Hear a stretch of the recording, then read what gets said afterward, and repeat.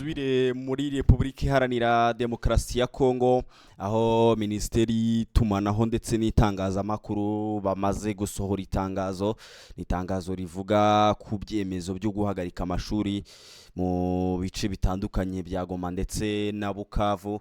Maze Repubulika Iharanira Demokarasi ya Kongo yamara gusohora iryo tangazo ry'ibyo byemezo byo guhagarika ayo mashuri ari mu bice bigenzurwa na FCM 23 23 nayo igasohora itangazo ivuga yuko abanyeshuri ngo bakwiye gukomeza rwose ngo bakiga ngo ntacyo bibahinduyeho ku ihagarikwa ry'amashuri. Ni byinshi bikomeza kugenda bigarukaho, ni byinshi bikubiye muri iri tangazo tugiye kunyuramo kugira ngo twumve byinshi biri kubiyemo byanditsemo, ubundi tuze tugire byinshi tuba twaganiraho. Ni itangazo banditse rigira riti, ubwo ngenda risoma mu Kinyarwanda, byo byanditse mu Gifaransa uko muri kugenda mubibona, ariko nyine ndagerageza kugenda mibashyira mu Kinyarwanda kugira ngo namwe mu byumve. Ni itangazo bagira bati, itangazo rya Minisiteri y'Itumanaho n'itangazamakuru: Guverinoma irinda inzira y'amashuri y'abanyeshuri kandi yanze ko amashuri makuru aba igikoresho cy'intambara. Kinshasa, kuwa 27 Kanama 2026, Guverinoma ya Repubulika Iharanira Demokarasi ya Kongo iramenyesha abaturage n'amahanga ko kubera ibikorwa bya AFCM 23 ishyigikiwe n'u Rwanda mu mikorere y'ibigo bya leta by'amashuri makuru na kaminuza, ibikorwa byagaragajwe cyane cyane nuko komite z'ubuyobozi zari zarashyizweho mu buryo bwemewe zavanweho, ndetse n'abagize uwo mutwe bagashyirwa mu mwanya w'ubuyobozi bw'amashuri mu buryo bunyuranyije n'amategeko. Yafashe ingamba zo kubungabunga umutekano w'amashuri. Guverinoma yafashe ingamba 11 z'agateganyo zireba ibigo bya leta by'amashuri makuru byagaragaye muri Goma na Bukavu. Izi ngamba zafashwe mu gihe cy'ibiruhuko by'amashuri ndetse no mu gihe cyo gutegura umwaka mushya w'amashuri, zigamije kurinda abanyeshuri, kubungabunga ubuziranenge bw'amasomo n'agaciro ka diplome zabo, ndetse no gutegura mbere y'uko umwaka w'amashuri 2026-2027 utangira, uburyo buzakomeza amasomo yabo mu bigo byujuje ibisabwa n'amategeko ya Repubulika Iharanira Demokarasi ya Kongo.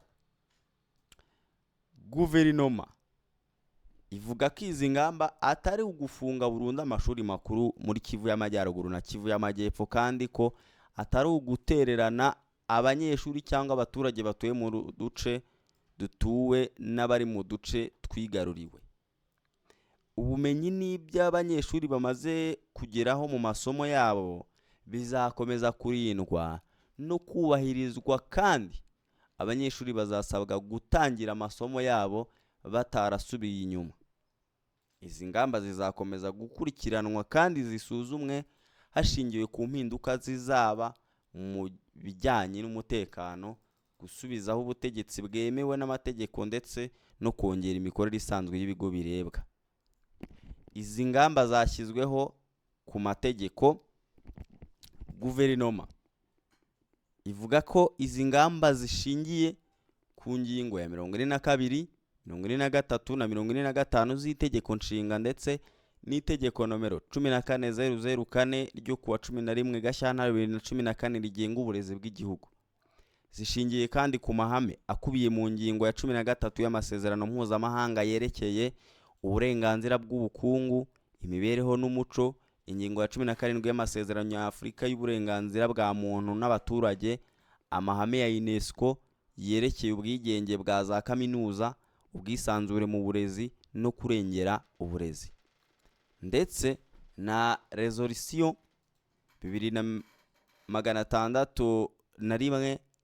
2621 y'inama y'umuryango w'abibumbye ishinzwe umutekano ijyanye no kurengera no gukomeza uburezi mu bihe by'amakimbirane. Guverinoma ivuga ko hashingiwe kuri aya mahame byaba ari uburangare kwemera ko gahunda y'amashuri ikomeza mu gihe ubuziranenge n'amategeko ayigenga bishobora kuba byarahungabanye ndetse bikaba byashyira abanyeshuri n'imiryango yabo mu kaga. Kuba hari agace k'igihugu kari mu maboko y'abandi ntibibaha ububasha bwo kuyobora kaminuza. Guverinoma yibutsa ko kuba igice cy'ubutaka bw'igihugu gifatwa n'abandi bitaha u Rwanda cyangwa FC23 ububasha bwo kuyobora inzego n'ubutegetsi cyangwa amashuri.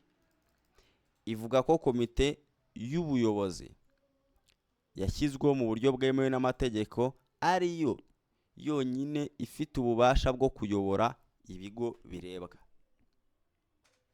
Guverinoma ishimangira igira iti kaminuza ya Kongo ntishobora guhinduka igikoresho cy'intambara ku barimu n'abakozi bo mu mashuri.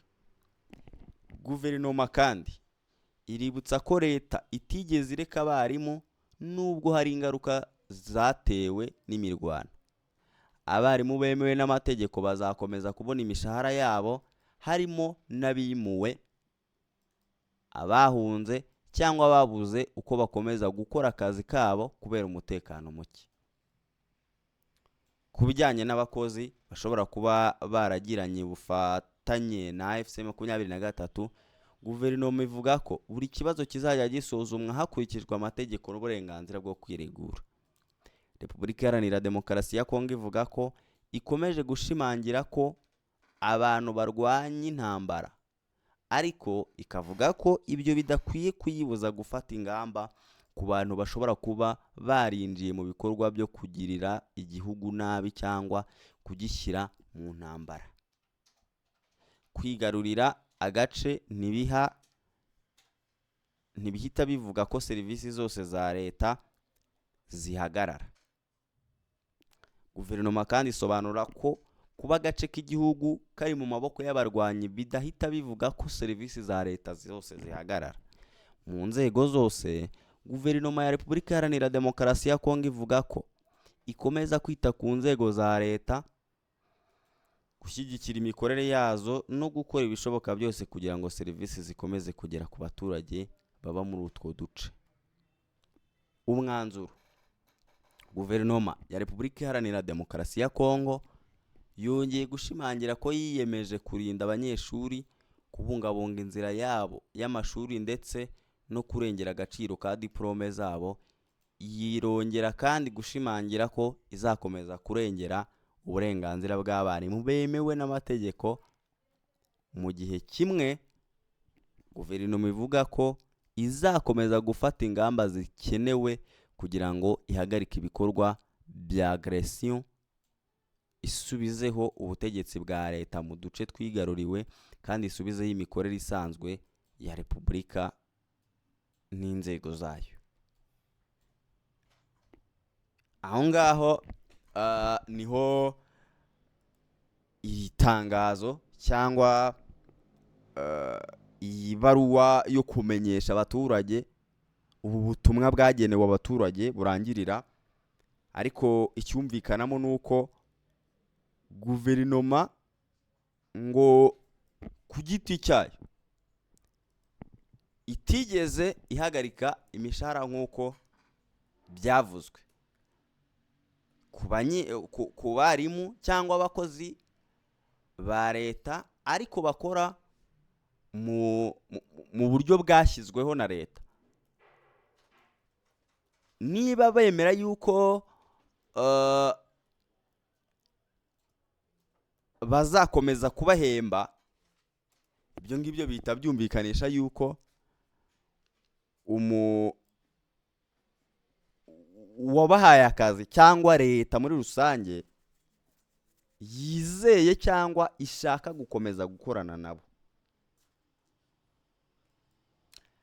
Guverinoma ya Repubulika Iharanira Demokarasi ya Kongo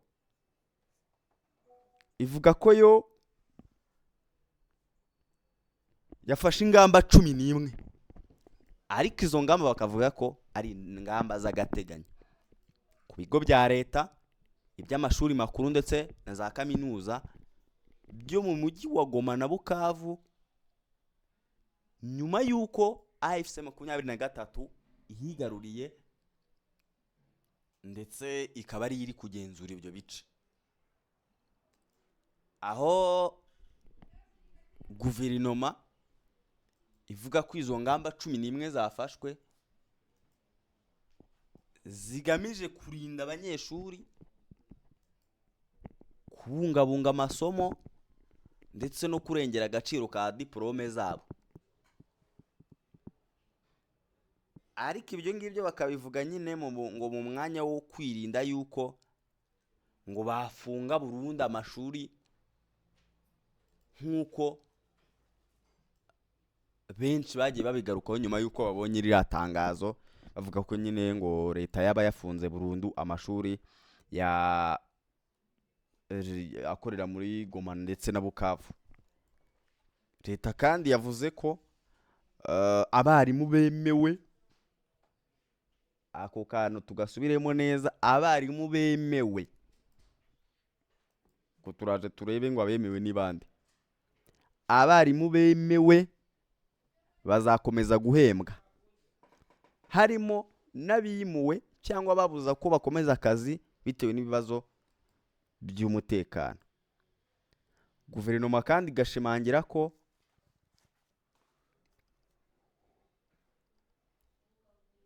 AFC 23 cyangwa abo bafatanya nta burenganzira bafite bwo gucunga amashuri makuru cyangwa kaminuza za leta, kandi ko amashuri atagomba guhinduka ikibuga cy'intambara. Abarimu bemewe cyangwa abakozi bemewe uribaza ngo nabahe? Nabashyizweho na leta. Turabizi ko mu minsi yashize twagiye tubagezaho amakuru atandukanye avuga ko AFC 23 yashyizeho abayobozi batandukanye mu nzego z'ibanze, yashyizeho abayobozi b'intara, yashyizeho abayobozi b'imijyi, kugeza no ku rwego rw'amashuri ndetse na za kaminuza. AFC 23 yagiye ihindura abayobozi ndetse ishyiraho n'abayobozi b'amashuri ndetse n'izi za kaminuza, ariko abo bayobozi leta yo kugeza n'aka kanya niyanze kubemera. Abo rero bo kuri leta ntibemewe. Abemewe ni babandi bashyizweho na leta. Abo bemewe rero bo ngo bazakomeza guhembwa kugeza igihe leta izafatira icyemezo cyo kongera kusukura ibikorwa by'amashuri kugira ngo amashuri yongere abe yakongera gukora. Ubwo rero nakubwira ngo reka dutegereze uko bizarangira nuko bizagenda, niba AFC 23 izemera yuko amashuri kuko ahagarara, cyane ko mu itangazo baduhaye ejo, niba mubyibukana ari basomeye, niba utaranibonye usubire kuri cano urirebe. AFC 23 yo yamaganye leta ivuga yuko uko byagenda kose amashuri agomba gukomeza ibikorwa byayo, ndetse ngo n'abanyeshuri bitegure rwose ngo barahita basubira ku mashuri. Ubwo ni ukureba ngo izi mpande zombi zisa naho zihanganye bizarangira bite, bizakemuka gute. Ubundi hano niho honyine uzakurikirira update ndetse nuko bimeze, kandi subscribe kugira ngo utazacikanwa.